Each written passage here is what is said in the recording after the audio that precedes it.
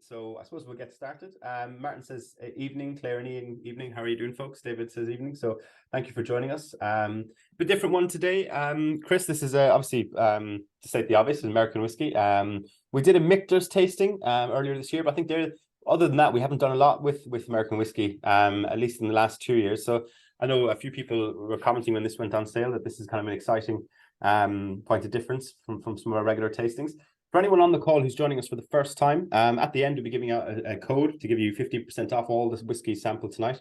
Some of them are say pre-order on the website. It's just because they're landing, some of the restock is landing into the warehouse tomorrow, and so it just means that it might not make dispatch first thing in the morning. That's why it says pre-order, but there won't be a long wait. You'll get it well before Christmas, so don't worry. I expect it to be with you on Monday or Tuesday, and no later than that. So don't let that put you off making a purchase at the end if you decide to do so. Other than that, please do get your tasting notes and your questions and comments in the chat. We want these to be as interactive as possible. And that'll be the last we'll hear of me for a few minutes now. So we'll pass over to you, Chris. Do you want to first start, before you maybe tell us a bit about yourself, Chris? Do you want to start with the order we're going in tonight? I know you just said it sounds more authoritative when you say it versus me. So So hello everyone, thank you for coming this evening. So we are going to go through all 5 different ones, obviously, and we're going to start off with the Mellow Corn. We'll then move on to the Larceny, which is the wheated bourbon. We'll then do the Rittenhouse, the rye. Then we're going to finish with the Evan Williams, followed by the Elijah Craig. So that's very much the order we're going to go through this evening. If everyone wants to get those ready. Let's get that poured. I was a little kind of peek behind the curtains, Chris. I was at Celtic Hibs last night, and I might have had far too much to drink. So this first whiskey could go either way for me. But especially as you've just said, you've not had Mellow Corn for about 5 years. So yes, I haven't had Mellow Corn in a while. But as we were saying before we came live, it was a favorite of mine in terms of value for money and the aesthetic back in the day. So yeah, why don't you tell us a bit more about Mellow Corn? Cool. So first and foremost, I can't get the chat to work on my phone, so you may need to help me out with that one as and when that stuff comes through. No so problem.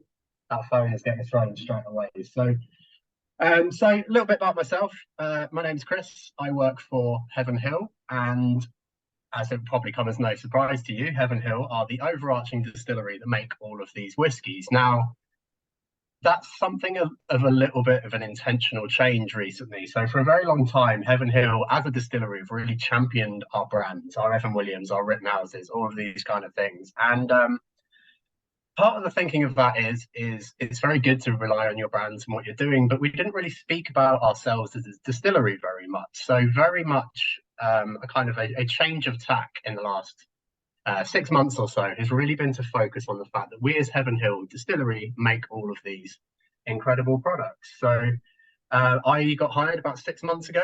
My background is honestly, my bartending career started off is once upon a time a friend was in need of a bartender for an evening.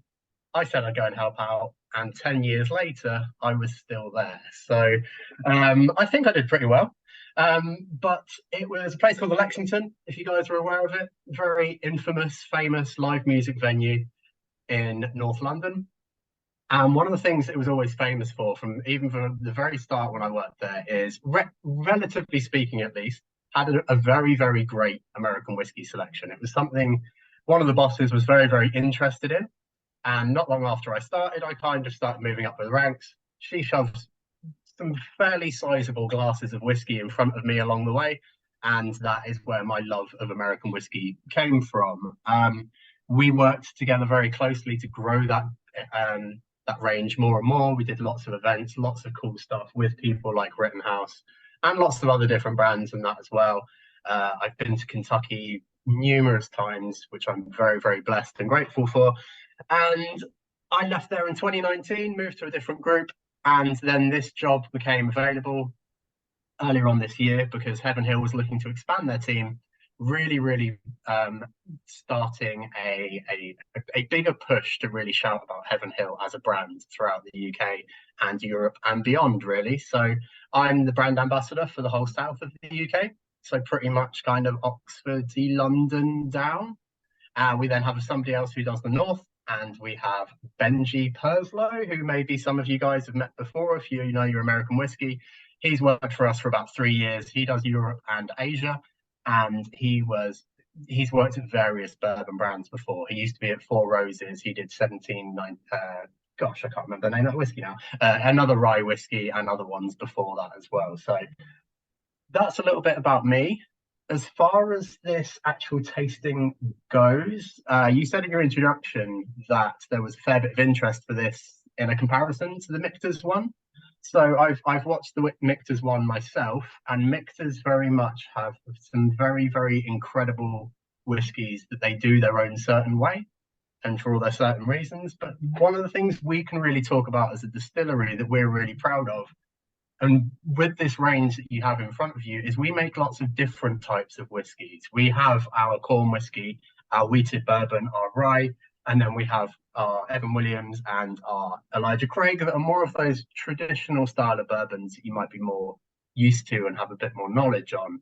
And that's all down to us as a distillery, what we do and why we do it. So we'll be able to talk through all of those for that reason, but also very much going through them in this order. We're going to, through the presentation we'll have as well, is we're going to talk very much about the history of American whiskey, where it comes from, why do they taste like they do, why do we have these different styles, and it also kind of mirrors American history as well. And it's all pretty interesting how you go from some very, very simple early beginnings to get to this massive ever-growing category of whiskey that is very, very unique and specific to America. So hopefully that will all come through in what we're going through with the tasting. Very much hope, yes, there's going to be like a presentation going on in the background, but as you can probably tell from me, giant guy, beard, bald head, tattoos. This is pretty loose. I very much welcome questions or anything like that. I was just about to say that somebody asked a question there, but it's been answered already, so that's perfect. Somebody was just asking the order. Just to reiterate, we're going to go Mellow Corn, Larceny, Rittenhouse, Evan Williams, then Elijah Craig in that order. So hopefully that's, yeah, so sorry, I'm just saying. This is exciting, Chris. It's a good intro. We love it when a brand comes on here to trash another one, so it's great. I was very, very kind about it. I know, I'm only joking. Guys, they make amazing whiskies, but they very much have a very different ethos for what they're doing as to what we do. So genuinely, if there's people on this call who did that one as well, hopefully there's still going to be loads of like really interesting things to learn that's very specific, because it will all make sense when we get to the very end about why we do the things we do and why our things taste the way they taste, which hopefully will come across and hopefully be things that you guys really enjoy and really like. So oh, excellent. The first question of the night, Chris, was from Neil and Nikki, and they say, why Kentucky Straight? I thought maybe you could answer that, but while we kind of talk about the Mellow Corn as well, I can see people gagging to get their lips around it. oh yeah, I mean the most important thing to say about this entire tasting is I'll make a note to point this out every time once we switch to a whiskey. If you have a whiskey in front of you, you start nosing it, you start drinking it, you go right ahead. There is no like, please wait for my signal, because, and you know what, I'm going to join you as well for this one, because Mellow Corn is one of my favorites. So the question has come up about Kentucky Straight. What's a Kentucky Straight means? So it's something you'll see on a lot of bottles. So quite simply, if something says Kentucky on it, it's made in Kentucky. Does that necessarily mean anything massively and wildly specifically? Honestly, not an awful lot. It's a lot of heritage. It's a lot of the best whiskey is considered to be made in Kentucky for reasons which we will actually go on to later on. So it's kind of very much a badge of honor that you get to say we're made in Kentucky, we're based in Kentucky, we make our whiskey there. A lot of people, for example, think that American whiskey has to come from Kentucky. Now, that's not necessarily true, but about 90 to 95% of the world's American whiskey by volume does come from Kentucky. Now, I will come back and answer that properly later on, and it will make sense with all these beautiful barrels behind me later on. But as far as Kentucky goes, it means it's from Kentucky. It's as simple as that. Now, straight whiskey refers to, in a way, how old it is. So American whiskey ages a lot quicker than, say, a Scotch or a Japanese whiskey or an Irish whiskey. And that is down to the barrels we use, the fact we're using them for the first time. And because of that, it ages a lot quicker. So I almost refer, it's almost like human to dog years or something like that. An American whiskey year is approximately 3 or 4 potentially in a Scotch, depending on what you're doing, where and why. And it's all a lot down to the temperature conditions and all of these things you get in Kentucky, which again I'll come on to a little bit more later. But specifically for straight, has to be at least 2 years old to be called straight. More often than not, though, it means it will be at least 4 years old, because the reason is anything younger than 4, you have to write how old it is. So in theory, you could make a bourbon, age it for a day, put it in a bottle, it's a bourbon, right? But you have to write on that bottle it's a day old, because it's not very old. Similarly, anywhere up to 2, you have to put that on there. Between 2 and 4, you have to put that on there. Anything over 4, you can just call it straight whiskey, and that's what it means. So I've not seen very many examples of this, particularly if you were to pick up these bottles in the UK, because in the UK, anything called whiskey has to be over 3 years old, full stop, because of the Scotch Malt. I can never say this. I can never say it. Scotch Malt Whiskey Society. There's a reason abbreviations exist, because they make things so much easier to say. So hopefully that kind of answers the question on that one. I'm going to join you on the Mellow Corn. I always thought there was maybe also what you said is how I would have understood it. But is there not something to do with a minimum amount of rye or corn in the mash bill? If it was only 52 to 62, or is that just bourbon that doesn't affect you? That would be when it comes down to bourbon, full stop. So to be a bourbon, it has to be at least 51% corn in the mash bill. Just in case anybody's not aware, mash bill just means the recipe, like your original mash, your recipe that you make before you make your beer, and then you make your whiskey. So it has to be at least 51% corn to be a bourbon. But that kind of categorization will fall under the word bourbon rather than the word straight. So American whiskey is the most regulated, litigated spirit in the world. You can pick up a bottle and almost every single word on there has been through a million lawyers before it can ever go on a bottle. Because if there's one thing Americans absolutely love, it's lawyers. So very litigious people.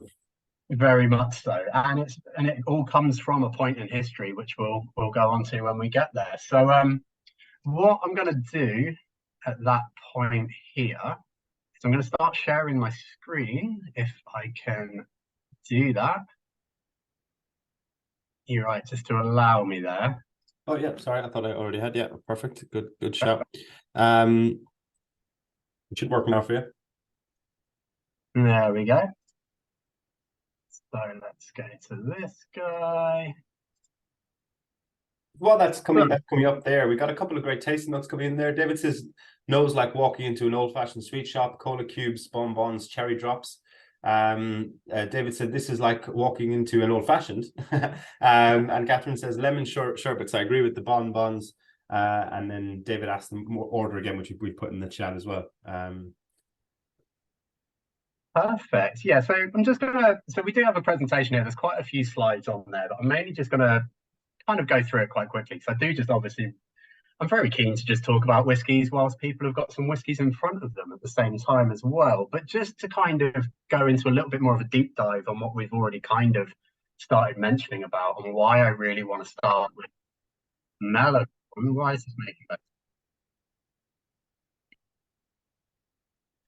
So again, here's just a little bit of an example of some of our range. So going on to that thing about how we were saying that anything to be called a whiskey in the UK has to be at least 3 years old. So on the far left of the screen, you'll have our incredibly infamous Georgia Moon, if anyone's ever seen it before or had it in a bar before. So this is an unaged corn whiskey. So unfortunately in this country, because it has the word whiskey written on it, we actually can't sell it. We do normally use it as kind of like a training tool. But this is where we're going to get onto with the Mellow Corn as we get there. So tiny little bit of history just to get us started is you had in the late 1700s, 1800s, early 1800s, even if not before that, you had a lot of immigrants moving to what is rapidly becoming the United States of America eventually in the history term. And you've got a lot of English, Irish, Scotch, French, German settlers moving over, and they're landing on the east coast of America. And they are very, very much encouraged to start moving west. You land in New York, you land in Massachusetts, possibly Newfoundland. I can never say this word either. Newfoundland, and start moving west as you move along. And there were a lot of incentives for things like this. So, for example, there was the Corn Patch and Cabin Rights Act, which basically meant if you moved into these new areas, so in this map here, you'll see Virginia, Kentucky. Kentucky doesn't become a state until 1792. You've got Tennessee to the south, Ohio, Idaho and stuff, and Cincinnati and stuff to the north. And people were very much encouraged to move into these regions. And for example, you could claim a certain amount of land, grow a certain amount of corn, and you could build a house, which was a really great incentive. And people grew the staples that were available at the time. So if we move on a little bit on these slides, let's just check I go the right way. So here's kind of like a close-up part of Kentucky. And this bit here, to this, I was about to point at the map, like you can see what I'm doing, but this bit to the south where Kentucky is, this is the Ohio River moving along, and this eventually becomes Louisville as we know it today. But there is this little island with the arrow pointing at it down there, which is a place called Corn Island. So it transpired that in this region, corn grew really well. It's not one of those ironic nicknames. Corn grew really well there. It's very, very warm in Kentucky. Corn is it was an indigenous grain that had been populated by the indigenous people of America at the time. And basically these settlers came along, they expanded west, they had their own land, they grew lots of corn, but they essentially grew too much because you had lots of people growing lots and lots of grain and you end up with too much. So the first thing people would do is they'd start making beer. You slightly ferment it. It was safer than drinking water at the time. We're talking pre-sanitization. The water was dirty, full of parasites and contagions and all these kind of things. So you'd make it into beer, but beer doesn't last very long either. You know, especially if you're like me, you drink it all. So it doesn't hang around very often. But so the next thing to do is a lot of these early settlers would have had very basic distilling equipment that they would have brought with them, which they would have used back home in England, Ireland, Scotland, these kind of places, because a lot of these early settlers, they were people who wore many hats. They were farmers, they were distillers. They would have small villages where they were rearing lots of animals. They're farmers, they're doing all of these things. And one of the things that they'd be good at was they'd start distilling some products as well. So we'll jump a little bit ahead here. So coming on to Mellow Corn, is you have a lot of people growing lots of corn, growing too much corn essentially, and they're turning it into whiskey. So we are very happy at any point to talk about exactly what our mash bills are. On every graph that we're going to have for each of these whiskies, we will have this little pie chart here, and it's going to say exactly what the makeup of our whiskey is. So corn whiskey, obviously on that bottle there, it says straight corn whiskey, is a little bit different to a bourbon. So a bourbon, as we've already touched on, has to be at least 51% corn to be called a bourbon, right? Now, a corn whiskey has to be at least 80%. So as you'll see in this one, it's 80%. So from now on forwards, all of the blue bit is going to be corn. The silvery grey bit is malted barley, and the green bit is rye. So unlike in Scotch, we're not really using malted barley for any real flavour. It will add a little bit of flavour, but on pretty much every pie chart you're going to see as we go through, it's going to be the same amount, the same percentage of rye in each one. And we're using it almost exclusively for its enzymatic processes. The enzymes in malted barley are very useful at helping convert starchy sugars into sugars that then be eaten by yeast and turned into alcohol, which is the wonderful end point that we get to from making whiskies. Now, Mellow Corn, being a corn whiskey, at least 80%, it will also always go into used barrels. And the reasoning for this is it harks back to this point where people first started making whiskey in corn in the United States at this point. So it sounds weird to think of it. We all know what a whiskey barrel looks like, right? It's a huge barrel full of whiskey, right? But at the time, it sounds weird to think of it. They were just barrels, and they were considered very much universal shipping containers.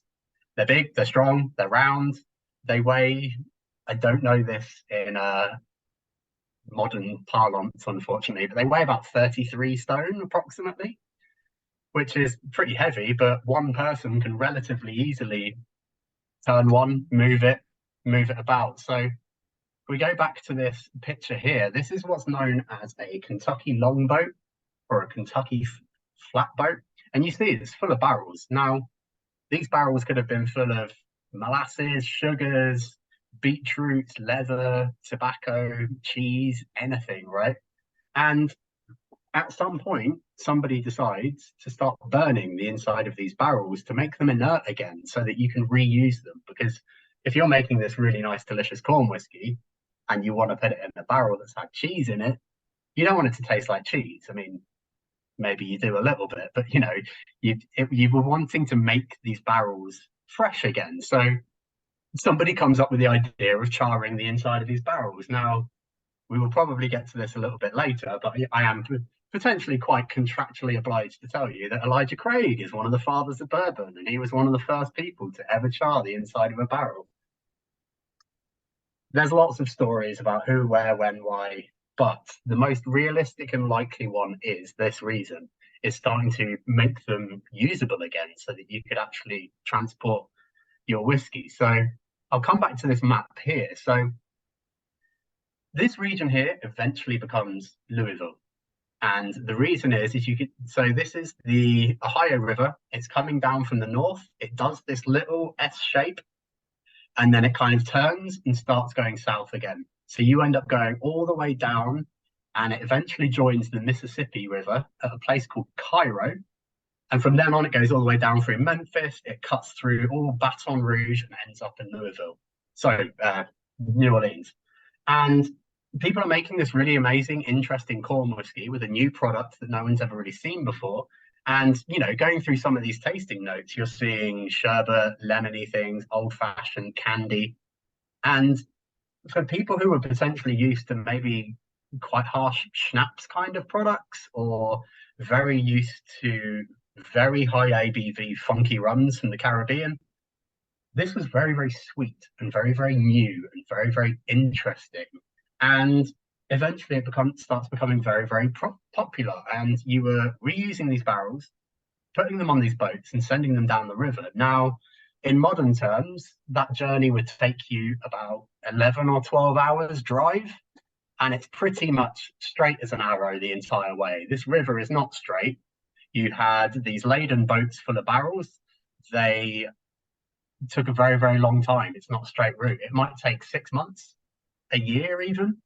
And the result was, if you put this unaged corn whiskey in a barrel that's been charred, sent it down the river for a very long time, and by the end of it, it comes out looking and tasting like this. So you might get that slightly toasty note, that kind of butteriness that you're already adding to from that sweet corn. And people went crazy for it. It was super interesting, super fun, and really unique. And they were making a lot of it, and it was very, very popular. So what's everyone's thoughts on the Mellow Corn? I'm just going to duck into that little chat and have a see if there was any more questions. Yeah, but yeah, no, let's come back in there. I mean, I'm pretty much finished mine. I think it is incredibly sweet and very easy drinking. As I touched on the start to mention to you before we came live, it is a whiskey I was quite fond of, and I'm glad to be able to revisit it. It's also incredibly priced, so it's £34 as well. Which with the 15% off, I think you can get it for $28.90. So it's, you know, you're coming in under £30. So I think it's good value in that regard. If you were to mix this or put this in a perfect serve, what would you recommend, Chris? Honestly, it's one of those things that is actually wildly it fits so many things, because you've got that high ABV, you've got that really unique sweet corny note.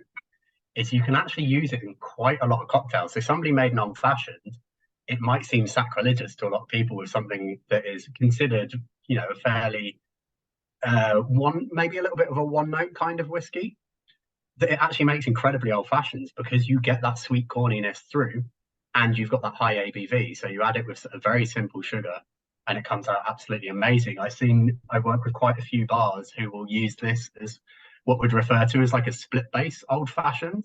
So they would make, rather than having 50 ml of one whiskey, you would maybe have 25 of this and 25 of maybe something like an Evan Williams or even a rum or something like that, because you're getting that almost to excess punchy corn note, and then marrying it up with something else. But equally, it sounds quite weird, but because you've got that light barrel finish rather than that intense barrel finish that you'll get from a lot more of these other whiskies, you can replace a tequila in a lot of cocktails. It makes an actually quite mind-blowingly good Paloma, because you just take that and add some grapefruit juice and some sugar, and it works really, really well. Equally, something as simple as a daiquiri, you replace rum, maybe amp up the sugar a little bit. So we do a dry daiquiri, which is where you have Campari in it as well. So you've got mellow corn, lime, sugar, and a bit of Campari, and it's magnificent. It's absolutely fantastic. Well, it becomes like really, really useful in replacing lots of different ingredients, as well as making, your classic whiskey cocktails at the same time. So yeah, making me thirsty for one of those now. The Catherine said, I'm thinking of this as a dessert whiskey, very nice. So yeah, and that's definitely that sweetness. Because the big thing with that is it is obviously a corn whiskey. Now, there are some other corn whiskies out there. There are some corn liqueurs, and they tend to very much focus on the sweetness. So there'll be a lot lower ABV, and they're absolutely delicious, but they are very, very much sweet. So the thing I always say about this one is it's got those two words written on the bottle: corn whiskey. It's very corn forward, but it's still very much a whiskey. It's 50%. You're having a drink, but it's called Mellow Corn for a reason. It's quite surprisingly mellow at the same time for just in this big punchy 50% whiskey. Certainly, Melvin, it's a corn on the cob with a lot of white pepper and dipped in honey. And James says desserty. I've just had this with a mince pie, and it's like I can imagine working really well, especially with a mince pie with a lot of kind of Jesus, my mind's gone blank there. But those kind of clove, cinnamony flavors you can get in a good mince pie. It's not too sweet. Would cut through some of the sweetness in the mellow corn in a nice way. No, it's very good. And when we say corn, it's maize we're talking about, isn't it, specifically? Yeah. So from my understanding, there's essentially two main types of corn that we kind of consider corn. So you've very much got your classic, as you're picturing it, of corn on the cob, slathered in butter that you're having at a barbecue, or you're getting from KFC or something like that. And it's very much that kind of very juicy, rounded, buttery, explode in your mouth kind of corn. So the corn used for bourbon it looks pretty much the same, but it's a lot drier and it's a lot harder. So if you were to actually touch it on the corn on the cob, it's very hard, almost as if it's already been dried out. And that is very much the corn that is used for American whiskey. And very much, there's not much diversification in kind of the different types you use. There are definitely some people playing around with some more, I can't think of the words, but like old school types, because you can get red corn, white corn, black corn, and all these kind of different types. But the overwhelming majority is made from pretty much the same type, the same family of corn, and there's not a wild amount of variation from that, because it's what's been cultivated since this period of time, and it's a huge amount that you're going through. So, for example, us as a distillery, we go through nearly 400 tons every single day, and that all comes from within 50 miles of our distillery, and they're families that we've worked with for decades. And it's a volume business at the end of the day as well. Sorry, I'm very distracted. I've just been thinking constantly about if you could make a mellow corn mince pie flip or not as a cocktail. I tell you what, you definitely could. Yeah, flips are I find were notoriously hard to actually get right, just in terms of actually tasting decent. I've had a few in my time, but when I've tried my hand at them, I've had some absolute shockers as well. At flips, you mean? Yeah. And maybe this might be a good time though, Chris, to maybe come on to the Larceny. Just conscious that we've been on, people about. I know I finished the Mellow Corn, so I'm just assuming people have. Right. So kind of the reason why I always want to do them in this order is because, first of all, it's the best actual flavor journey, I believe. So kind of something we're talking about with Mellow Corn, and I kind of touched on it a second ago, is, and I always mean this in the best way possible, genuinely, but Mellow Corn is a little bit one note. Corn does kind of only really have one flavor, and that's corn, right? You've got corn, sweet corn, popcorn, cornflakes, and that's kind of about it. If it's not the kind of thing, if you put it in a glass, leave it for half an hour and come back, it's suddenly opened up and blossomed, and you're going to get a million notes, because it's 80% corn at the end of the day. It's not really going to suddenly go off in a million directions, but that is genuinely one of the reasons why Mellow Corn is one of my favorites, because it's very, very sweet, and you've got those used barrels, so you get that slight toastiness, and sometimes simplicity is beautiful. Like, I always liken it to like a really perfectly buttered slice of really hot toast, right? It's butter and toast, it's not, but that simplicity is beautiful. But what tends to happen with most whiskies from this point on is you will use what's known as a flavoring grain. Now, Larceny is what we would refer to as a wheated bourbon, or a wheater, and that means that we have wheat as the flavoring grain. So that's what this red section of this pie chart that you're going to have in front of you is. So there's a sizable amount of wheat in there. It's 20%. We were looking at a lot smaller percentages of the other ingredients in the other one. And the reason for that is, like, hopefully you guys have started moving on to this one and getting a bit of a nose and a taste in there. But it's going to sound really counterintuitive, but wheat doesn't actually really bring a lot of flavor to the table. It doesn't really taste like an awful lot. So what's the point? Why do we do it? The reason for that is you don't want it to be as corny as your corn whiskey, but you kind of want to introduce something that is going to play off those flavors and work around it. So wheat is very, very soft. It's very, very delicate. It's very light. It's very pillowy. And because of that, you still get a lot of that corn flavor standing up. Now, from this point onwards, we are always talking about using a brand new charred oak barrel for every single whiskey that we're making.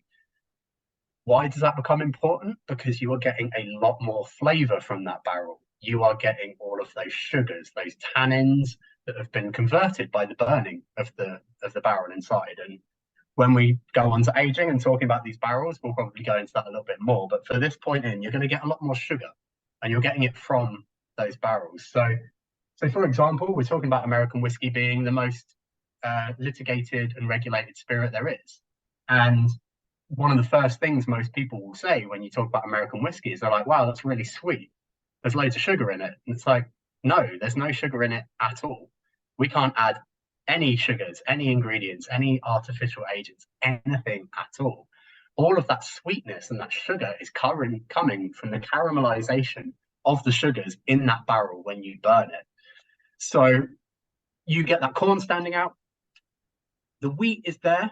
You'd know if it wasn't, but it's not. You're not literally going to be like, oh, I can really pick up the wheat notes in that. That's really tasting like bread or donuts or something like that. But you're going to get a lot more of that corn and those caramel notes. So at this point, if anyone's got any tasting notes on this one, I'm always so careful not to say tasting words. As soon as you say a word, everyone's just like, but like, I have one very specific tasting note for this one that I just get every single time. So I'm actually just going to catch you guys up as well, because I've not had some Larceny in a while, so I'm just going to remind myself as well. So it's definitely more tannic. You get a lot of that kind of sort of caramelized, kind of almost sort of what you call it, kind of caramelized sugars like you get on those lovely custard desserts. My brain is not working today. Souffle, not souffle. Creme brulee is what I was going for. But yeah, no, it's nice. Lots of vanillas in there. Yeah, the kind of tannic creme brulee, sweetie whiskey. It's nice. Yeah, like, of everything we're going to have, this should hopefully be the most obviously upfront sweet thing that people are going to have, and it's because of that wheat element in it. So you've got that.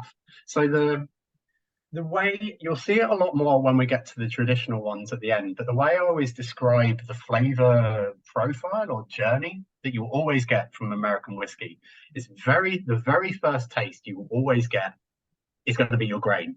So you're either going to have your sweet corn, your corniness first, or in a rye, you're going to get your rye, or something like the wheated one, again, you're going to get that corniness first. You'll then, as you're going through it, you'll start to get that second group of flavors, and they're coming from the barrel. So you're going to get your vanilla, your custard, your creme brulee, your toastedness, your tannins. With something like rye, you're going to start to get those cellulose flavors, so verdant flavors, herby flavors, those kind of things. And then the final taste you always get, and you can literally, I can stand opposite a person tasting a whiskey, and I can talk it as it's going through their brain as it's happening. The final one you'll always get is your flavoring note, your flavoring grain. So in the case of when you've got a rye, you'll start to get that spiciness on the end. Or with something like this, you're almost not getting it. It's noticeable by its absence almost. You're not getting that final thing. You get that first grain taste, then you get your barrel taste, and while you're waiting for that finishing flavoring grain, it starts ping-ponging between the two that you had the first one, and you'll get that sweetness, and you'll get some barrel note, and then you'll get back to that sweetness, and it's all just very rounded and mellow, and just a really wonderful example of a wheated whiskey. History wise as well, it was an important grain at this point because wheat also grew quite well in Kentucky. So Kentucky very, very hot in the summer, it's not that dry, a lot of tornadoes in Kentucky, quite windy, quite wet, quite stormy still. So corn and wheat grew really well. So you would start using wheat as a flavoring grain because you had it, basically. It's not 1,000,000% been verified because not many people were writing stuff down at the time. And, a lot of these people were illiterate, let alone writing stuff down. But it's quite much considered, especially kind of like Pennsylvania kind of regions, as you had massive amounts of German settlers. So the reality is they would have had a lot of experience of making wheat beers. So the logic of then turning a wheat beer into a wheat whiskey is pretty sound and quite likely where a lot of these things originated from at the same time. So vanilla custard Danish on the palate. Yeah, it sounds great. Yeah, as David said, as you say, vanilla custard palate, and then we get Melvin saying getting coffee, rye bread on the nose, burnt sugars, chocolate, then a mint julep. We were dropping ABV as well here, Chris, aren't we? Mm-hmm. And I think that is noticeable in terms of the flavors. Yeah, so we've come down to 46% on this one. So very much one of our ethos is as a distillery, and very much that we want to shout about as Heaven Hill as a distillery, is a lot of our whiskies are what we refer to as longer and stronger. So a lot of our whiskies tend to be a lot older than actually potentially even necessary. So it's a little bit different with the Mellow Corn and the Rittenhouse. They're both bottled in bond, which we're going to get to in a second, which basically means they're 4 years old. But our Larceny is about 6 to 7 years old. And generally, one of the reasons for that is wheat, because you've got that wheat flavoring grain in there, it does take a little bit longer for that to become balanced. Because talking about that flavoring triangle I kind of referred to get that balance between just the corn flavor and the barrel flavor without having a flavoring grain takes a little bit more time, a little bit more skill, a little bit more mingling, or integration, as they'd call it, for that whiskey in the barrel. So that's about 6 or 7 years old. Evan Williams is about 5 to 6 years old, and the Elijah Craig is about 8 to 12. So, and equally, a lot of our whiskies are quite high ABV. We're going 50, 46, 50, 43, 47. And a big reason for that is, and especially in American whiskey, is that extra ABV helps bring that complexity over. So if you were, for example, to try this Larceny at 40%, it would be a completely different whiskey. You would not get half of what we're picking up now. It's like it would be very thin, it'd be very watery, and you just wouldn't get that oomph. Now, I know that can be a little bit scary and challenging when you pick up a bottle and it's 47%, or like, right, I'm going to have one of these and then pass out. But very much believe that is the best way for these whiskies to come along. So we've had a question about proof. So obviously I'm born and raised, well, not born, but in this company, born and raised on the American proof system. And when you see my brain scrambling, it's because I'm trying to do the very difficult math for me of trying to divide by two. So the simple thing that comes to with proof is it will always be double ABV. So 100 proof whiskey is 50% in a kind of alcohol by volume sense. So why? Why do they do that? It comes from Navy times, it comes from frontier times, and a lot of it down to is essentially 50% alcohol. If you mixed it with gunpowder and set fire to it, it would burn with a blue flame. So anything less than that, it won't burn. So as you're selling your barrels of whiskey and they're going in those boats downstream, that you've kind of washed your hands with it. You've sold your whiskey, that goes to a middle person, possibly another and another. And you don't know if they've watered it down, if they've added anything to it, any juices, any fruit or anything like that. And one of the easiest ways you could tell it, because obviously I was going to say at the time everyone had gunpowder on them, but this is America we're talking about, so quite possibly still today. But you could take a little bit out of that barrel, you could mix it with gunpowder, burn it, and if it burnt blue, you had proven that it was good. It was 50%, it was alcohol, right? Again, it comes from Navy times where you had your barrels of rum on a ship, and you had cannons and guns and stuff lying around, so you could prove it.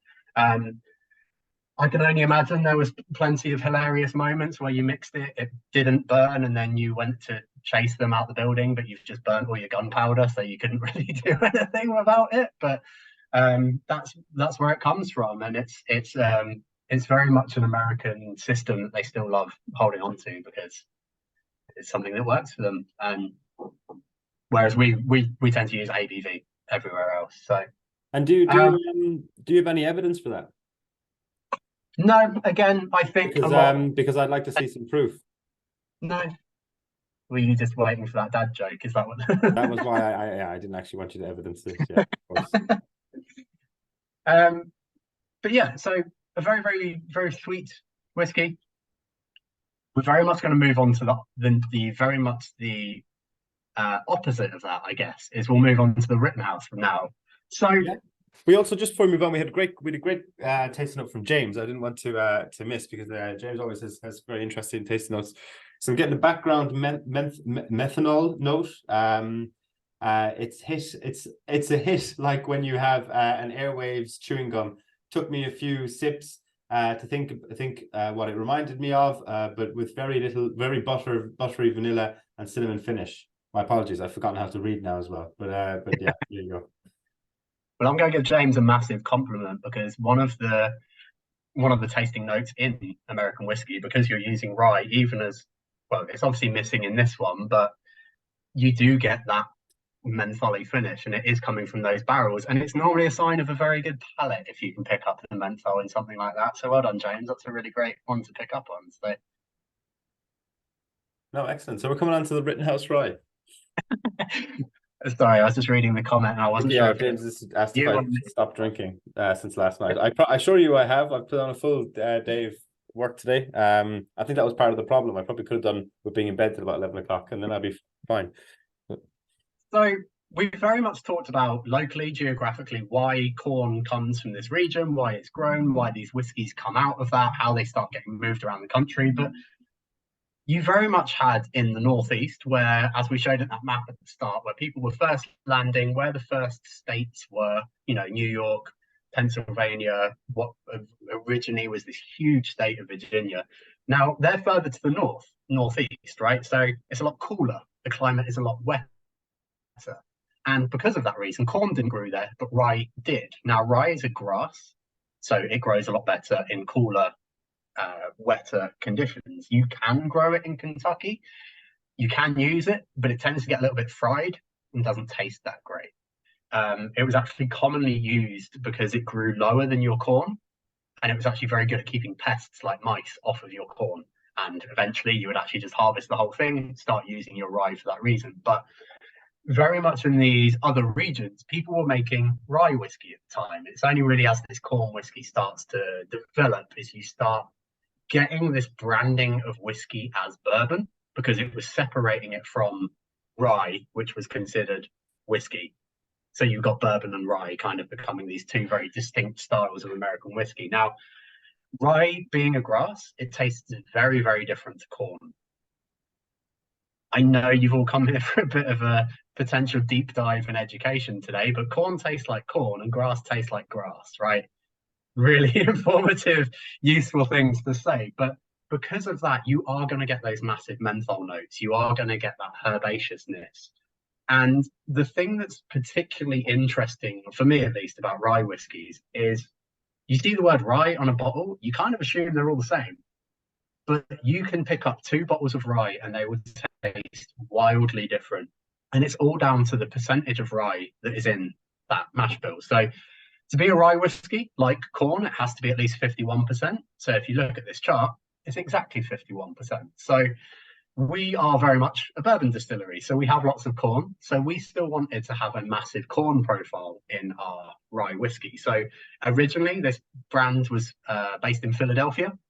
We picked it up in 1986, I believe. No, 99. We picked it up in the late 1900s. Wow, that sounds weird to say. But it came from Philadelphia, where very much it had a higher rye content. We moved it to Kentucky. We made it more of a bigger corn content. So I almost refer to Rittenhouse as like a reverse bourbon. So rather than having corn with a rye flavoring grain, we've almost got rye with a corn flavoring grain.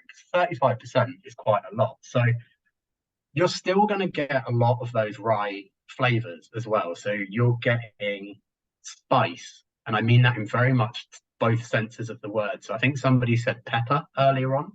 So you're going to get that peppery, like actual heat spice, in the same way you think of chilies or like a curry kind of spices. But you're also going to get those spices in the sense of baking spices. So you're going to get cloves, cardamom, caraway, allspice, those kind of things. So real like baking things. So you actually, before we came on air, I guess is that the right way of phrasing it? You asked a question about coming on air.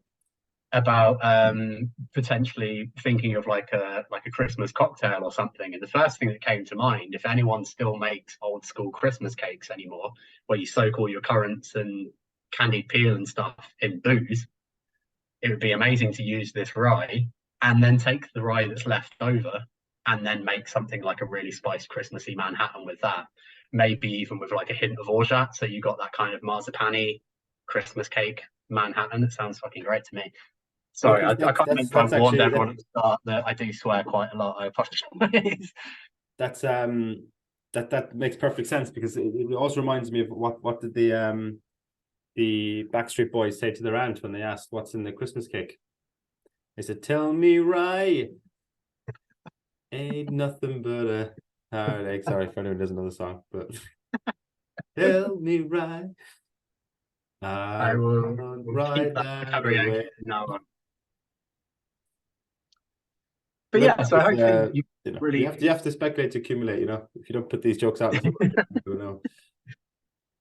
But hopefully you guys are getting all those things. But you've also got that massive sweetness still in there as well. So this is absolutely one that if you swirl around, you'll really get those legs on the glass. It's really like kind of sticky and sweet, and because of that, it makes incredible cocktails. So very much of all of our products that we sell in the UK market, I think Rittenhouse would be the one that you would see in the most bars.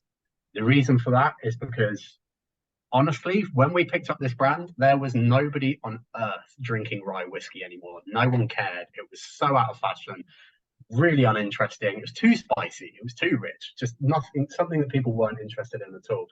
And one of the major reasons it came roaring back was the rebirth of cocktail culture and what you I think refer to as like the third act of cocktail, or third phase or stage of cocktails. And during Prohibition, when all of the American whiskey distilleries were shut down, a lot of rye was coming from Canada. And as people in the early 2000s, I'm talking like real speakeasy cocktail culture here, like in the coolest new places in Manhattan and stuff, is they were fingering through all these old cocktail books like Jerry Thomas from the 20s, and every single drink called for a rye in it. They turned around, we were one of the few people making rye that still existed, and started making Manhattans with it again, old fashions with it again, Sazeracs with it again, and all of a sudden it was just like, wow, there's this incredible rye whiskey making these incredible cocktails. And still to this day, for that reason, it is one of the most popular rye whiskies on the market. And genuinely, like, I know you said it yourself, Luke, like I've worked in bars for 14, 15 years before this, and every bar I worked in, we always had Rittenhouse because it's just Yeah, just yeah. No, cocktails, all those kind of things. So no, as I said to you before we it was just before you came live, as I think you referenced there as well. It was this was a staple of our cocktail menu in the bar I worked in. It was brilliant. The ABVs at the right level to really kind of be flexible in certain drinks. Like, you know, it gives its own character to anything in, you know, a whiskey sour, an old fashioned, you know, Manhattan. It gives such more of a distinctive flavor than a lot of the kind of bourbons and rye whiskies you see on cocktail menus. and I really think it's because, and sorry, that's actually just reminded me, is I never actually finished my point, is you've then got that other style. They tend to be very high in rye. They might be 80, 90, even 100%. So a lot of the Canadian ryes, they're going to be 100. For a lot of people, if they're aware of it, there's a huge distillery in Indiana called MGP, and they are very, very famous for their rye recipe because they are a distillery that makes whiskey and sells it to other people. They don't have their own brands. They don't have their own house whiskey or something they sell. And one of their most famous recipes is their 95-5 recipe, so a 95% rye. For example, Bullet Rye comes from MGP. A lot of the more new brands that you might have seen in the past like 10 years or so, something like Smooth Ambler until recently, when they started making their own, they were getting their rye from there. Templeton was a great example as well. And they tend to be very different tasting wise because you get so much more of that menthol grassy herbal dill pickle kind of flavor coming on, and they're both absolutely wonderful for their different reasons, but they are very, very different. If you were to taste a Rittenhouse rye and a Bullet rye next to each other, it would be almost as different as having the Mellow Corn and the Rittenhouse. They are so, so different. And it's just quite interesting, obviously, that you just have the word rye on a bottle and you assume it's kind of all going to be the same. So if you're ever kind of looking out for different styles, one of the easiest ways to normally tell is something like ours. It will say Kentucky Straight Rye on it. Or if you're looking at very much some of the traditional distilleries, so Wild Turkey, Buffalo Trace, those kind of places, if they're doing a rye, it's very much going to be more this style, the more corn heavy one. A lot of the newer ones, a lot of just more new people to the market and stuff, or people doing new and interesting things, they might be more of the more high rye kind of things. So you were talking about the ABV, and that's probably a good point to go on to, like, history wise and taste wise. Is to talk about bottled and bond. So you might have noticed on the Mellow Corn and on the Rittenhouse rye is it says bottled and bond on it. So what does that mean and why is it important? So I've kind of already touched on that you were making your whiskey, putting it on a boat, sending it down river, ends up at New Orleans, and you've got no idea what people are doing to that whiskey. They're adding water, they're adulterating it, or they're just making their own to try and copy this new whiskey that is becoming very, very popular.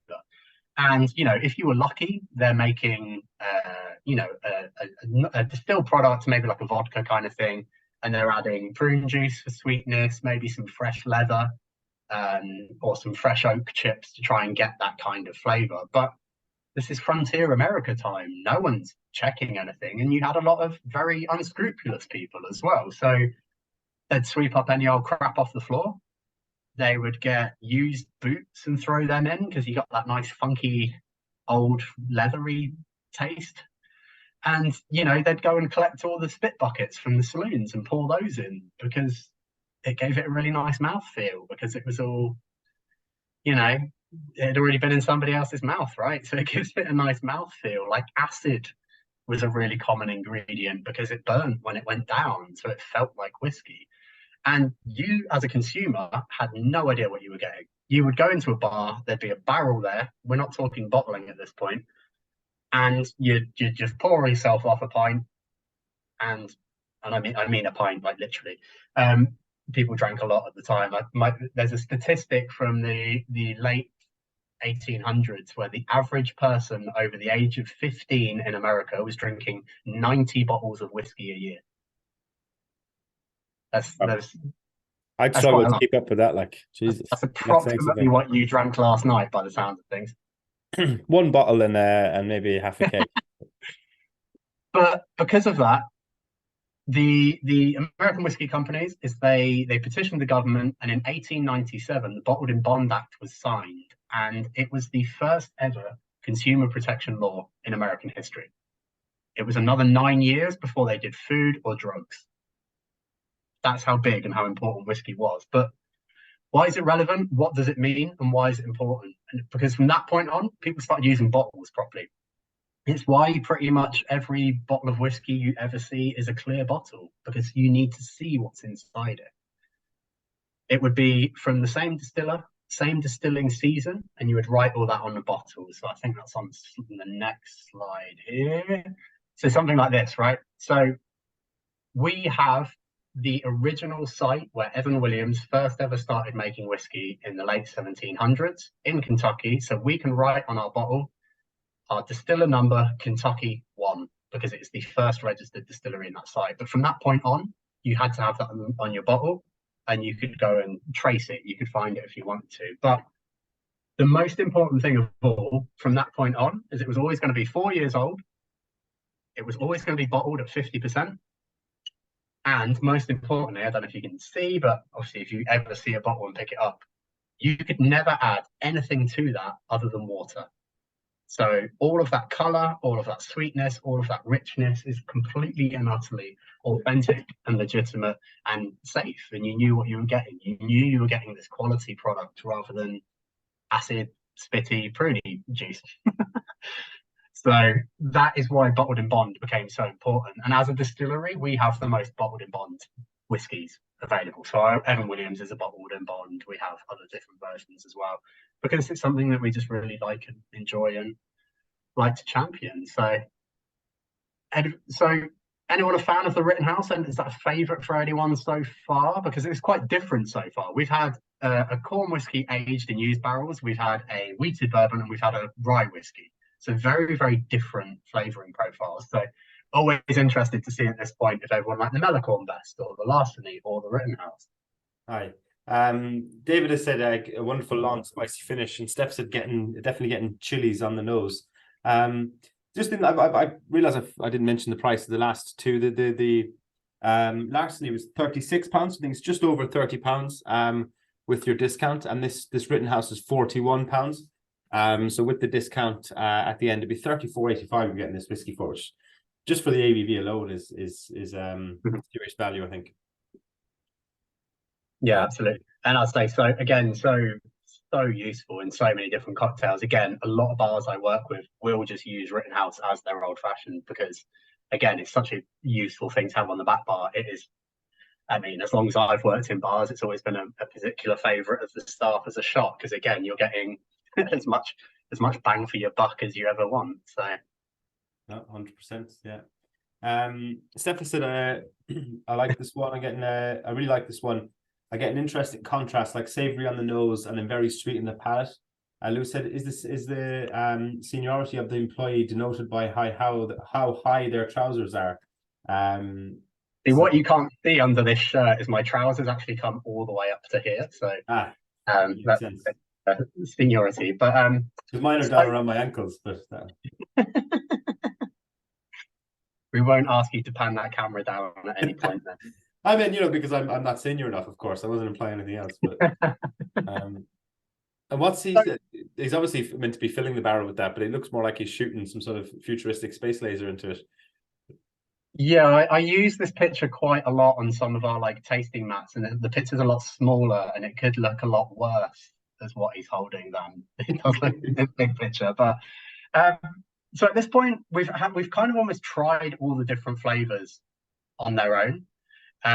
Sorry, that's a good question. Somebody's asking about replacing in an espresso martini with a Rittenhouse. Now, I would actually swear blind that Larceny makes the best espresso martinis I've ever had, because you've got that real kind of if you were to maybe use like a vanilla or something vodka or something caramelly in your espresso martini, you don't need it with the Larceny. Plus, you're getting that extra punch from the the extra ABV as well. Like honestly, hands down, Larceny makes the best espresso martinis I've ever had.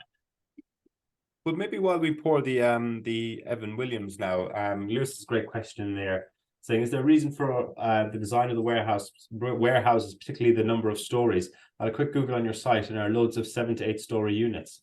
Could you maybe talk a bit about the warehouses, seeing as you're sat in one at the moment, Chris? Yeah, absolutely. So let me just skip through a couple more slides here, and we'll come back to that one. So we kind of, I very much touched on a bit at the time, like Mictors make their whiskey their way, and very much Maker's Mark make their whiskey their way. Four Roses make their whiskey their way, and we make ours our way. Now, the whole reason for that is because you get to make your whiskey however you want, first and foremost, but there is what you would refer to in whiskey or distilling as the distiller's rule of thumb. And it is basically the things that you do that will make your whiskey taste like it does at the end. And there's essentially 4 things. You have got your actual product you use, so your grain, if you're using corn or malted barley in Scotch or something like that. You have your much more like your process. So if you're using a column still or a pot still, or you're double distilling or you're triple distilling or something like that. How much fruit leather and chewing tobacco you put in? Yeah, exactly. You have your yeast, because obviously that's going to affect your conversion of sugar to alcohol. It's going to, what kind of esters and alcohols you're actually going to produce and what they taste like. And then you have your final one, which is aging and maturation. Now, when it comes to something like Scotch, those 4 things are pretty even. It would depend on the different distilleries and exactly what they do, but you might be looking at about 25, 25, 25, 25. Because your yeast is going to have a big effect. If you will see it a lot. A lot of Irish whiskies will talk a lot about how it's either double or triple pot distilled. And if you were, for example, to sit at a round table with the master distillers of someone like Glenmorangie, they'll talk a lot about the exact length of the swan neck on their copper still and stuff like that, because these tiny differences have a massive impact on the final flavour. And something like aging, Scotland, as much as we talked about it earlier, but we joke about Scotland being very cold and not the best weather in the world, but most it's aging not funny, Chris. It's quite serious. It's a massive, genuine problem. But a lot of the aging warehouses where Scotch whisky is stored, the actual temperature is quite uniform. It only changes by a couple of degrees over the course of a whole year. Now, what is very unique and different about American whiskey is it's about a 50-50 split between the front 3. So your ingredients, your yeast, and how you make it will be about 50%. That aging and maturation will have as much as 50%, if not more, effect on the flavour of your whiskey. So it's very much why we do Evan Williams and Elijah Craig together at the end, because they are the exact same mash bill. They're obviously 2 very different whiskies, and that comes down to how we age and how we maturate those products, or very much how we will be different from our neighbours. So as we said, this is one of the most regulated spirit in the world. So you have to have at least 51% corn. It has to be made in America. You have to use a brand new charred oak container. That actually makes it quite hard to vary, because you have so many hoops you have to jump through to be different from the person who may be literally 5 minutes down the road. It's how you do it. So, for example, if you look behind me here, this beautiful photo of the inside of a rick house, we use what is known as a Busick open rick house. Now, let me just double check this slide, because we can go to another one that will show you a nice picture. Yes, I need to skip on a couple more slides. So here's an example of what they look like from the outside. So this is very much inside one. And the ones we use are huge. We're building a new one every 4 months at the moment, because our demand is so high. And the new ones we're building, each one will have 55,000 barrels in each one. These buildings are enormous. Hopefully you get a bit of an idea of the scale here, but there'll be 3 barrels tall, 7 stories high. And, if I kind of duck out the way, you can start to see a little bit how deep they go, how long ago they are. And they are very much Go the right way this time. They are wooden beams strapped together, bolted together with a tin shed over the top of them. They are as simple as that. And they come from, they were originally designed for drying hay in. Now, this is a weird fact that I've learned doing this job, but wet hay is more flammable than dry hay, which makes no sense to me, but is supposedly the truth. And these buildings were very much designed for hay bales so that you could roll them in and they got as much airflow as possible. And that transpired as being an incredible way of aging whiskey because each one of those gets as much surface area, as much airflow as possible. Now, because of that, they all age slightly differently. So if you were even looking again at this thing here, right? So let's say there's this one literally directly behind me. It's quite near to a window. It might be low down on the floor. It's going to get a bit more sunlight, a bit more air from being next to this kind of like gangway. The one way back there or way in there is going to get a lot less light, a lot less just kind of like general airflow and stuff. It's going to age quite differently. And because of that and how we age our whiskies in those ways, you can basically make very, very different whiskies or different end products with the same liquid in the same barrels. So for example, our master distiller will come in the morning and he's not sat there being like, right, job sheet, I'm going to make Evan Williams today. He will make what we refer to as our HH reg recipe, which is our, we'll get to the graph in a second, but it's 78% corn, 12% malted barley, 10% rye. How you age that, how long for, let me just cut back here again. How long you char the inside of your barrel for, what wood you end up using, what ABV you cut it to, the size of that batch that you're mixing together, that will make completely different whiskies. So the thing he will say is, I'm a distiller, I make distillates. They go to the aging warehouse where we make whiskies. So something like Evan Williams, that hopefully you guys are all drinking now, that's a huge brand.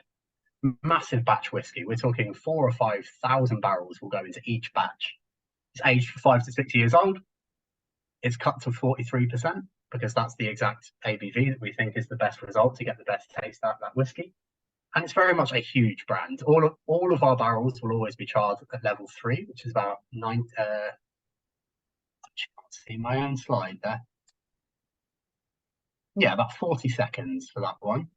And a lot of the biggest produced American whiskies use the level 3 char. It goes from 1 to 5, and there's a reason why a lot of people use the middle one, because it's about in the middle of the flavor profile. You will get a lot of those caramel sweet notes through, but you're still not going to stymie a lot of those slightly fruity esterification that you're going to get going on as well. So if you were to go very much up to like level 5 char, you're going to get a lot more of those toasted, very intense sugary notes. So something like a wild turkey is quite often a 4 or a 5 because they really want those big, beefy, like really upfront notes. Whereas a lot of people use a 3 because you want it to be a bit more even and balanced. But again, that comes down to your warehouse you're using. So you use, let's say, for example, Bullet again. As an example, they do what's known as palletized warehouses, where literally their barrels are stacked on end on a pallet. You put another pallet on top, you put another pallet on top, you have a whole bunch of pallets together.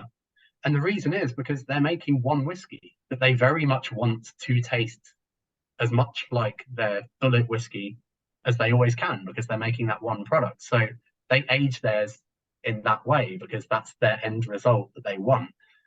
We want to have all of these massive aging warehouses so we can make all these different styles of whiskey, and that's why we do it slightly differently and why we tend to age ours a little bit longer or make them a little bit stronger, because we really want to get every different ounce of flavor we can from those barrels in a different way. So hopefully it answered the question, but it's very much about I think it does. I mean, we're great to hear people's thoughts on this Evan Williams. I certainly am enjoying it so far. But so do get the comments in the chat. I have 2 questions off the back of that, Chris. The first one is, how come every week I seem to be reading about an American warehouse either collapsing or catching on fire? What's that all about? I mean, they are not the most robust of buildings. So they are, again, if I kind of go back to that, we'll come back to Evan Williams in a moment, but yeah, kind of going through these slides. This is again like another example of, you can kind of start to see the scale, 3 barrels per floor, 7 stories high. They are huge buildings, but genuinely, they are wooden beams with, like our new ones, 55,000 barrels in them. Then, and I said they're 33 stone each. I can't do the math, but that's fucking heavy, right? Yeah. And you start moving these barrels around as well. So I was in one of these rick houses back in August, and in the most beautifully simple way you could ever imagine, there's just a massive plumb line just hanging. So again, if someone doesn't know, it's basically a weight on a piece of string pointing at a target. And they semi-joked. They were like, if you're ever in here and that's not pointing at the middle of the target, run.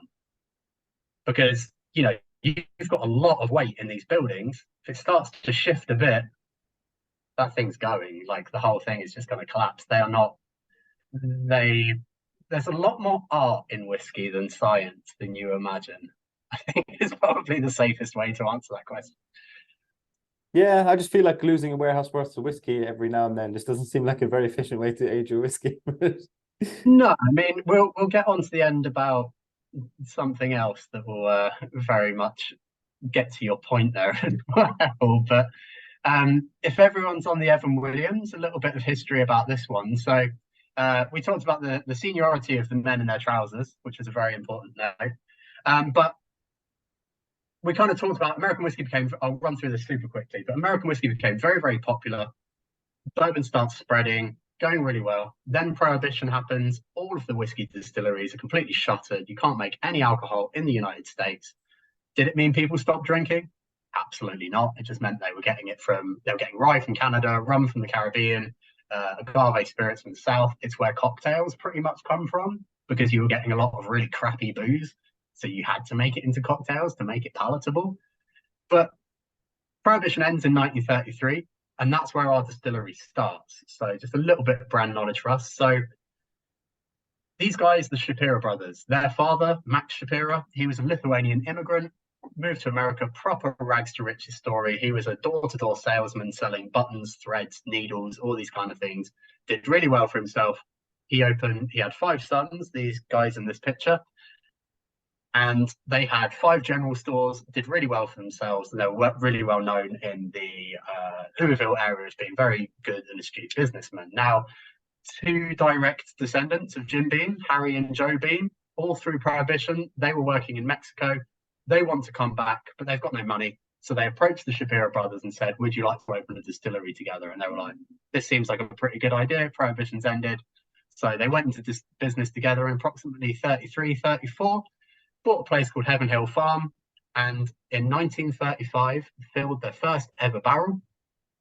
And in August this year, we filled our 10 millionth barrel. So fair to say, they've done pretty damn well for themselves. Coming back to Mexico, the 2 lads must have been beaming year to year.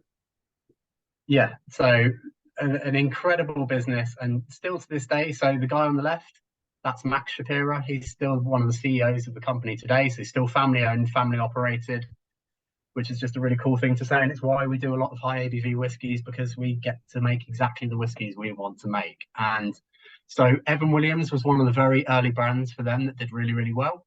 It was a 7-year-old whiskey at the time, about 5 to 6 years old now. And originally it went out in these fancy decanters, but it was too expensive. And it was a struggle for people. And eventually, the first thing everyone says when they talk about our bottle is it looks like another very famous American whiskey, right?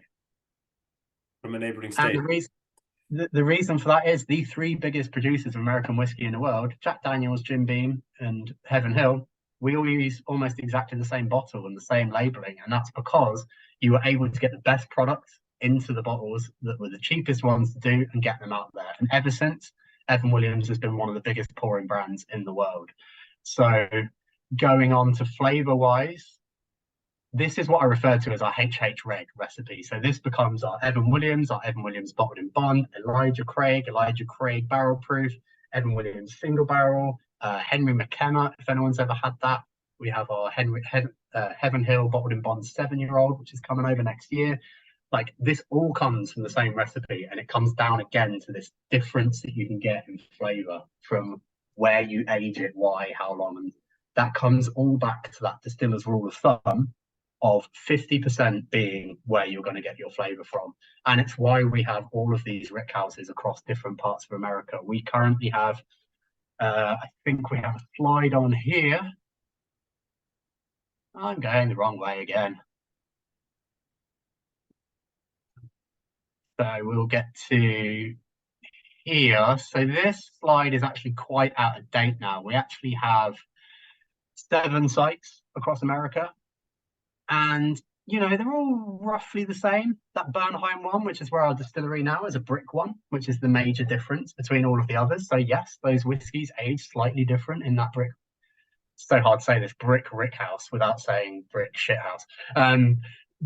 Ages very, very differently to the wooden tin-clad ones. That one up the top left there, the Deatsville, our ex-distiller, Parker Beam, they were very much, he swore blind. That was where all of the best whiskies came from. So they're slightly different. They've got that slightly more kind of funneled approach. And yes, you're going to get a lot of different temperature in that coming through from that. So Evan Williams, for me, is very much the absolute embodiment of everything bourbon should and does taste like. It's sweet. It is quite dry because you've got a lot of tannic wood in there. It's quite oaky. I always mean this as a great tasting note, but it always sounds a bit strange, but it's quite dusty, quite woody, but just really, it's very bold and quite in your face. And again, I am kind of in one right now, but if you ever get the chance to go to Kentucky and stand in one of these rooms, drinking this whiskey is what standing in this room smells and feels like. You walk in and it's just like, oh, like, this is home. I feel happy here. And that is very much transferred to the glass for Evan Williams for me. Like, there's a reason why it's the biggest pouring brand in New York and Kentucky, which are the 2 biggest drinkers of bourbon in the world, and this is the biggest one that sells there for very much that reason. So no, it's marvelous. We got some great tasting notes in there as well off the back of that. Catherine said the Evan Williams is really different from the first 3 and quite fruity in comparison. Dan said he thought it tasted similar to some Japanese whiskey. Levin says yes. We were referring to the warehouse collapsing in the swimming pool we would have after it would be great after it all gone over. David says peanuts, first bourbon I ever had. I never tried, had this tasting note and loved it. Getting a slight taste of it here, and I love it too. I think that peanut tasting note is one I've never heard before in relation to a bourbon, but now that, as soon as David said it, I really do get it. I think it's a great one. Like, it's almost like that peanut butter. It's almost more of that kind of like peanut butter brittle kind of thing. So it's because of that, just that reaction between that sweet corniness and those woody caramel things. So you are just going to get that slightly so like the actual kind of molecule you'll get is cellulose or hemicellulose, which is basically the plant cell wall that you're getting from that breakdown of the wood, combined with that caramelized sugar and that sweet corn. So that kind of, again, if you were to do like a Venn diagram, the middle is basically peanuts, because it's like a planty sweet kind of thing. So yeah, great tasting notes. Yeah, no, excellent tasting notes. I'm just a wee bit conscious of time, so maybe we should come on to yes, let's move on to the Elijah Craig. And if people haven't finished the Evan Williams, you can always come back to it. So as was kind of, this is actually quite a quick one, to be honest, because we've already really described exactly what the mash bill is and why it's going to taste different. The main thing to do here is actually sit and try it. So maybe if you do have a bit of the Evan Williams left, is actually try it side by side if you have extra glasses, because the difference being here at this point is you do have that same distillate, but whereas Evan Williams is 5 to 6 years old, it's going to be 4,000 or 5,000 barrels mingled together. This is a lot smaller batch. Now, I'm kind of going against what I said earlier on about how important everything you write on a barrel, on a bottle is, and how it has to have a meaning and a legal thing. What does small batch mean in a legal term? Absolutely bugger all. It doesn't mean anything. But what it does mean for us is it is a lot smaller batch, obviously. And the reason that becomes important is because you are very much earmarking those barrels to be right. We want to save those. That's going to be Elijah Craig, or there will be a certain floor of a certain warehouse where things age a certain way, and it'll be the airflow or the change in temperature, and that will make Elijah Craig be that whiskey that you want to make from those things. It will pretty much always is around about 200 barrels for this one. And we will tend to take a cross section of an entire rick house. So it will be the top right, top left, bottom right, bottom left, and then a cross section going all the way along, where you will get that real mixture of what those barrels are doing. So, for example, we'll fill them at about 62.5% ABV. The ones at the top floor, after 8-12 years, they may be anywhere up to 78% ABV, because you've lost so much in Angel's share because they are so warm. Even in these rick houses, between the ground floor and the top floor, you might get 10 Celsius difference. Now, I've been in one of these rick houses. I've gone up the stairs.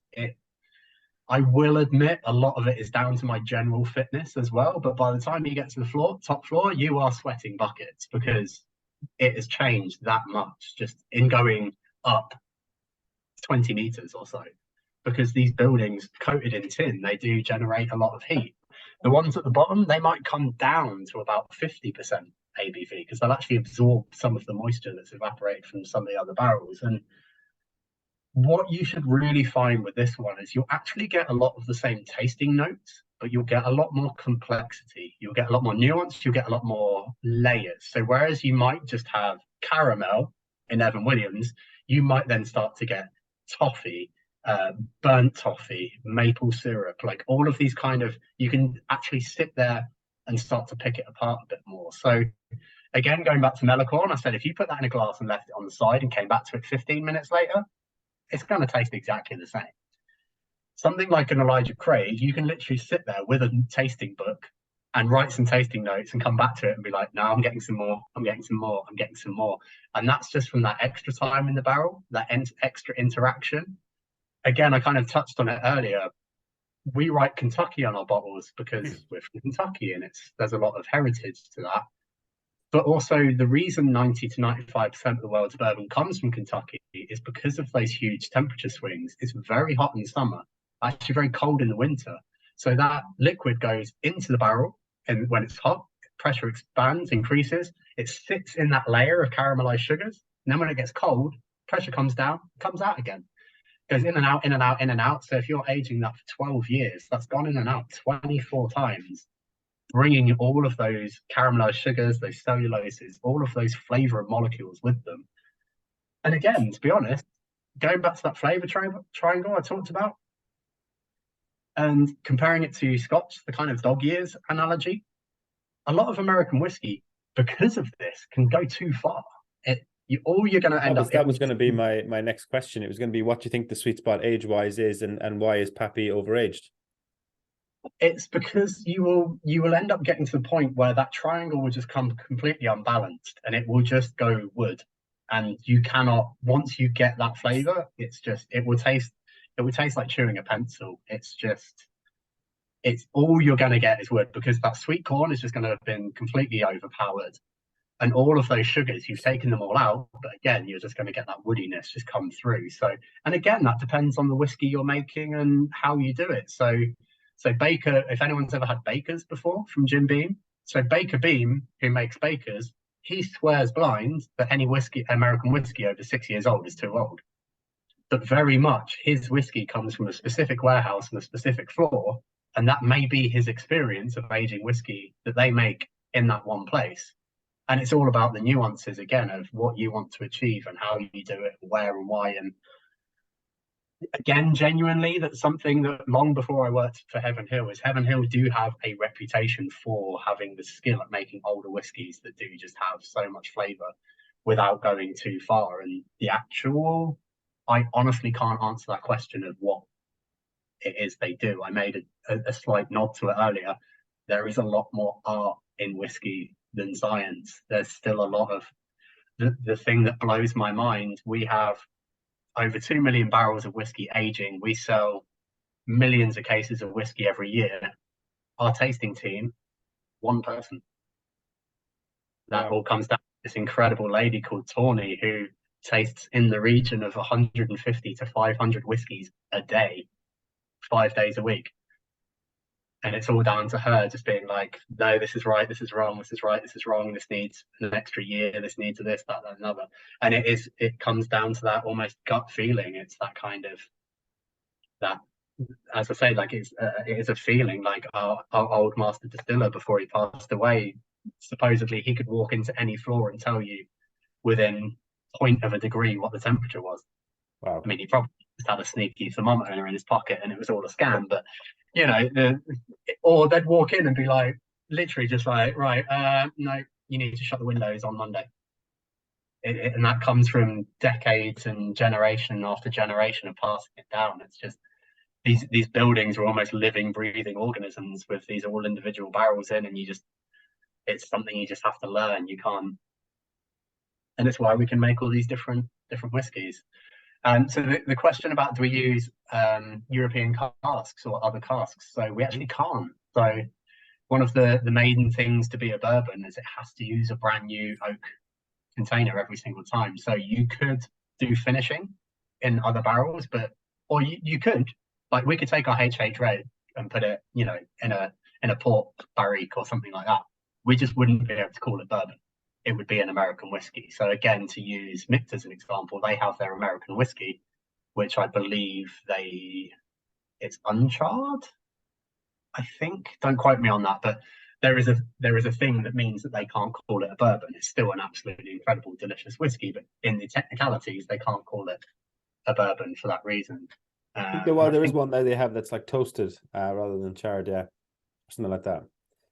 There's also a question there about our whiskey is made from our whiskey. Given that these are all made with different grains, and our whiskey, obviously being Scottish or British whiskey, is made from barley. How do we define what whiskey or whiskey with an E actually is? Is it just a spirit made from grain, whatever it happens to be in, or is it something else? Do you have any thoughts on at its core, when we strip it all back, Chris? On a philosophical level, what is whiskey? If you want to go philosophical, whiskey is a wonderful thing that you should share and talk about and drink amongst with friends. But for what it actually is, whiskey is essentially a spirituous drink made from grain that is aged in a wooden container. That is about the rub of it. So to go back to the example from earlier on, we could make a corn whiskey, put it in a barrel for a day, and it's whiskey. It wouldn't be great. You would want to age it for a lot longer, but that is the technical, pretty much what it is. Now, every different country will have different things. So for us to be a bourbon, has to be made in America, has to be a brand new charred oak barrel, has to be made of 51% corn. To be a Scotch, it obviously has to be at least 3 years old to be called a whiskey. Irish will have its own rules and stuff like that. But to be honest, a lot of that has come relatively recently because people wanted to be able to claim their own kind of national drink. So I can't remember the exact accord, but around the same time, like, American whiskey was able to then start being bourbon. Canadian whiskey started doing that. It's where a lot of mezcal and agave kind of rules and regulations came from, because everyone wanted to be able to champion their own national products and stuff as well. But very simply, you've essentially, for most spirits, it will either be a fruit-based product or a grain-based product. For the grain, you'll make a beer, and then you distill your beer and turn it into whiskey. Whereas if you've got a grape-based product, you'll make like a wine, and then you'll distill that into a brandy or a grappa or something like that. They're the main two kind of things, and whiskey will just then be aged in a wooden container. And what you can and can't do will then be stipulated by what country you're in and what you do, and so on and so forth. Excellent. We've got some questions there as to A, what's your favorite whiskey, and B, what's your favorite whiskey, Evan whiskey that's specifically of expression of Evan Williams or of Heaven Hill.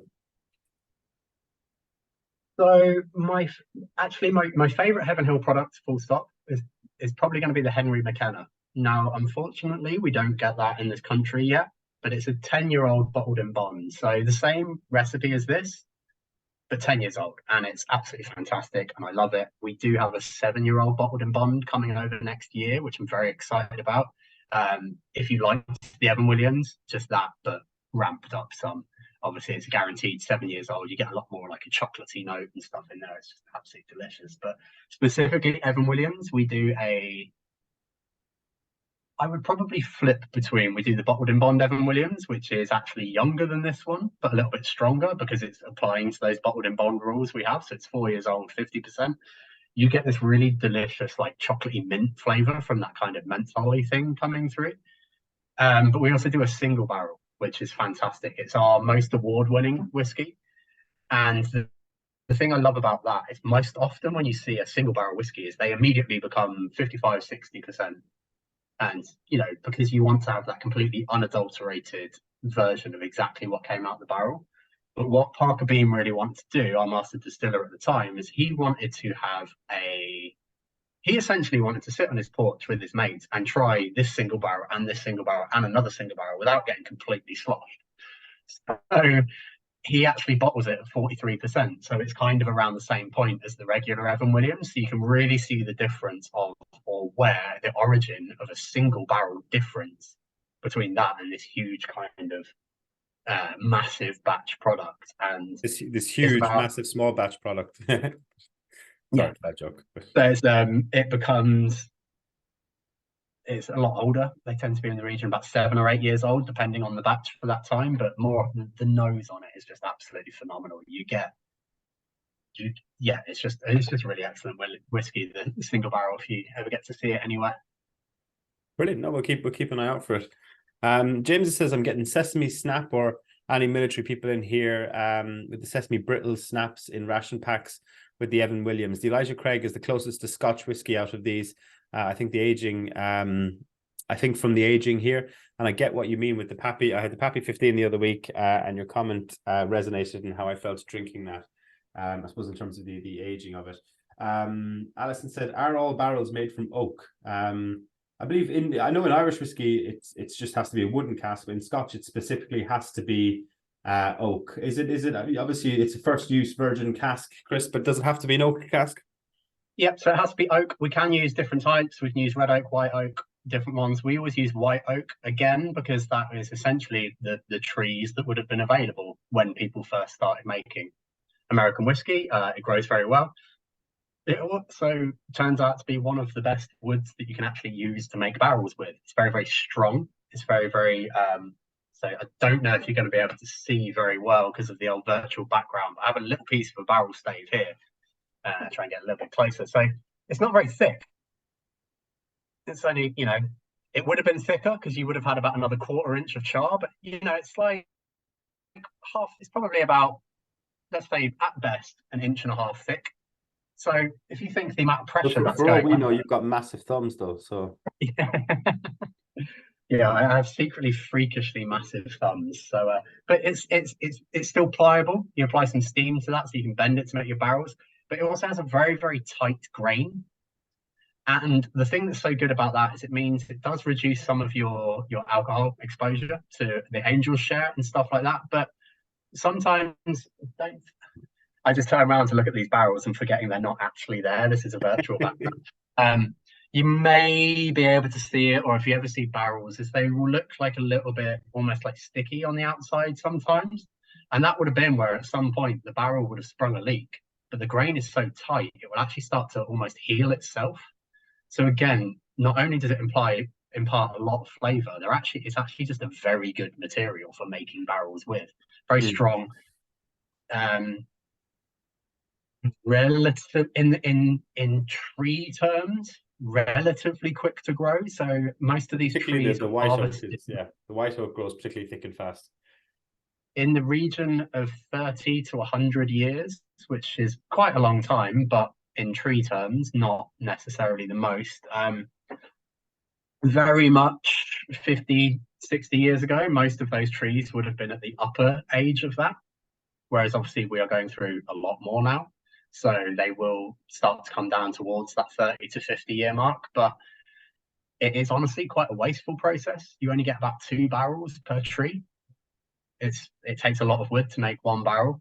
But, because of that, we are planting millions of trees every single year as well. So that's very much a massive sustainability project for us as well, because it's something that we intrinsically rely on. So Yeah, no, excellent. Catherine said this has been a great tasting. Really opened our experience in American whiskey. These have all been quite different from one another. I think we both like the Rittenhouse the best. All very nice. I suppose this is the point of the night, folks, where we, as we were over an hour and a half in, so we'll get your preference of what whiskies you liked, which we love to do at the end, Chris. We get people to throw in the chat what their order of what they enjoyed. WS16HH is the code at checkout that will get you 15% off these whiskies. On the Elijah Craig small batch, which is £44. So with the discount, you're getting that for $37.40. I think that's great value going into Christmas. I think that they're all really, really competitively priced, particularly against a lot of bourbons are, for if you're using it in mixing, I suppose, can be quite expensive compared to some cheaper options. But these all kind of hit the mark. David's gone with 24315. 2 was the Larceny, was it not? We do Larceny second? Yeah. Babe. Brilliant. We've got thanks for the whiskey education. Melvin says 35421, which would be the Rittenhouse, and then the Elijah Craig, then the Evan Williams. David says hard to pick, but he's gone with the Elijah Craig, and then the Evan Williams. Really enjoyed the tasting. The Elijah Rittenhouse and Larceny are in the shopping cart. Brilliant, Martin. That's great to hear. Geraldine said 54231. Russell says 21534. So there's a good mix in there. Chris, any thoughts on people's preferences there? No, I mean, that's one of the things, like, again, touching on these warehouses and why we age in this way. And so as much as we have that wheated whiskey, we also do a straight wheat whiskey, whereas the predominant grain is wheat. So we were the first distillery to do that. And as a result, we were the only distillery at the time that made all of the different types of American whiskey. And it's very much something that we're proud of. And because, I'll do a tasting like this, or I'll stand at a tabletop at a whiskey show, and you will have 5 different people and they all prefer a different one. And that's one of the beauties of the aging that we do, is we get to make all of these different whiskies because different people like different things. I change my mind myself all the time. I'll sometimes just kind of do one and I'll be like, do you know what? I really like Larceny today. But I'm a professional whiskey drinker. So that probably says more as much about me as it does about my different changing. That's it, because someone did say earlier on when we were halfway through, I can't remember who it was, so apologies, but someone did say in the chat when we got to about the third whiskey, they were like, so far the Larceny is my favorite, but ask me tomorrow, it might be the Rittenhouse. So I think that sums up what you're saying there, Chris. Absolutely. Brilliant. So a little thing just for me to finish on, because you did kind of touch on it earlier on, but one of the things I kind of hope I got across here was actually just talking about American whiskey full stop. And that might seem quite weird because, I work for Heaven Hill and you all have Heaven Hill whiskies in front of you. So why do I talk about all of the different ones? And the main reason is that, honestly, and again, coming back to you talking about, aren't these buildings maybe not the safest things in the world? And we will get to this, which if you guys are aware of this at any point or not, but in 1996, we suffered one of the greatest disasters in distilling history. So these buildings are made of wood and full of flammable liquid, and one of them got hit by lightning. And they're also tend to be kept quite close together. So one of them collapsed, set the next one on fire, and the next one, and the next one, and the next one, and the next one. And within an hour or so, we had 7 rick houses on fire. Jesus. It was almost 100,000 barrels of whiskey. It was almost 2% of the entire world's bourbon at that time just went in about 3 hours. All those buildings collapsed. You had a river of fire, ran down the hill, set the distillery on fire, burnt the entire thing to ground. So we lost 100,000 barrels of whiskey and our distillery in a couple of hours. So devastated, right? Completely destroyed. No coming back from that. So Max, who was the grandson of the original Max, he was in that picture there. He comes in the next day and he's just like, right, it's not the end of the world. We have plenty of other rick houses. They're all fine. We have whiskey to sell, blah, blah. And at the time, there were 10 distilleries making American whiskey. He goes to his office, flicks on his answer phone, and he has a message from every single one of them saying, what can we do to help? And every time I tell this story, it actually still gives me a little bit of a chill, because I can't imagine any other industry where your direct competitor literally burns to the ground, and the first thing you can think to do is call them up and say, what can we do to help? So they let us put our recipes through their stills, they let us put barrels in their rick houses, they let us store our corn in their silos. And from that point of near ruin, with their help, we came back to being the second biggest producer of bourbon in the world. So without them, I wouldn't be here. These whiskies wouldn't be at your houses. So very much a thank you to them. And yeah, that's kind of very much it from me. Of everything I have to say is, obviously, if anyone's got any questions or anything as well. But Wow. thanks for listening. I'm genuinely really intrigued to see how different everyone's like favorites and stuff are. So Yeah, no, that's excellent. I actually wasn't aware of this, but when I was talking earlier on, I wasn't specifically referencing this. It's a mad occurrence. I just when I'm in all these Facebook whiskey groups, and every now and then you just see a picture of a satellite image of a collapsed warehouse. But that's crazy. The Martin says, do you now swap barrels between distilleries as a bit of a safety net, similar to what the Scottish distilleries do? there is quite a lot of switching around. I mean, they all definitely have sprinkler systems now. That was very much something that was learned the hard way. I mean, Jim Beam also had a big fire in, I think, about 2002 or something like that. One of the very famous examples out there is one of the Buffalo Trace rick houses got hit by a tornado, which tore half the roof off. And then it was actually some of their premium whiskey that was aging there, and they released it as the tornado surviving bourbon, which is now one of the most sought after whiskeys in the world. I mean, our brand ambassador in America makes the very tongue-in-cheek comment that all of our whiskey is tornado surviving whiskey. But these buildings, as I say, they're huge buildings full of flammable liquid. They are weak, flammable buildings, so full of very, very heavy things that you move around a lot. So I think the pros outweigh the cons. Melvin has made a comment there about being worried that his own whiskey collection might go on fire. So yeah, hopefully your insurance is good, Melvin. We've got lots of great comments about the how good the tasting was. Lewis, this is really interesting, by far the most, entertaining one this year. And there's a couple of ones there about how much people enjoyed it. So that's some really great stuff. We don't hear that in the end of every tasting. I very much apologize if people thought this was going to be done by an hour 15, and I've been waffling on for about 1:45 now. So hopefully it was worth. Yeah, I think it has been worth it. I would like to echo everyone's sentiments. I think it's been an excellent tasting. Melvin's made a joke about the whiskey burning might have contributed to global warming, but I think maybe it's a good place to end it, Chris, on the kind of. Catherine says it brings a tear to the eyes to see the whiskey on fire, or maybe that was for the support given by other distilleries. But it's kind of it's a good kind of what would you say? If you wanted the moving images, it is very much on YouTube, and it is pretty spectacular. I mean, the most important thing that I should add that I forgot to say is no one got hurt, no one died, so we can very much talk about it from a place of. From that rock bottom. So, for example, we've actually broken ground on a new distillery now, and it is about half a mile from where this distillery was. So, we've in the space of 30 years or what, less than that,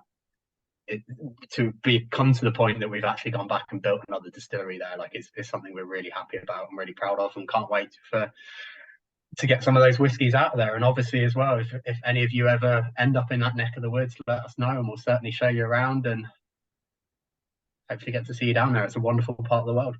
Brilliant. No, 100%. Melvin has asked, do you do a podcast, Chris? Do I do a podcast? No, I don't, I'm afraid. No? Well, there you go. That's one thing to consider. Yeah, I do. Brilliant. And on that the fire, I suppose with the theme of corporate success or rags to riches stories that's been the last 2 years with this the Nike Jordan's film, and the film about the Tetris and all this, there's a film about the bloody BlackBerry phone or whatever.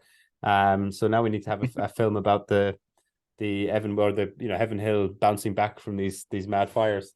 But thank you so much for your time, Chris. For anyone who might have had a question that we missed, or is any kind of watching this and recording, has any further thoughts, do reply to the link that you got the tasting link from, and we'll get any questions answered. Definitely. And the discount code again is WS16HH. So thanks again for your time, Chris, and thank you everyone who's on the call still, which is pretty much everyone. So that's great.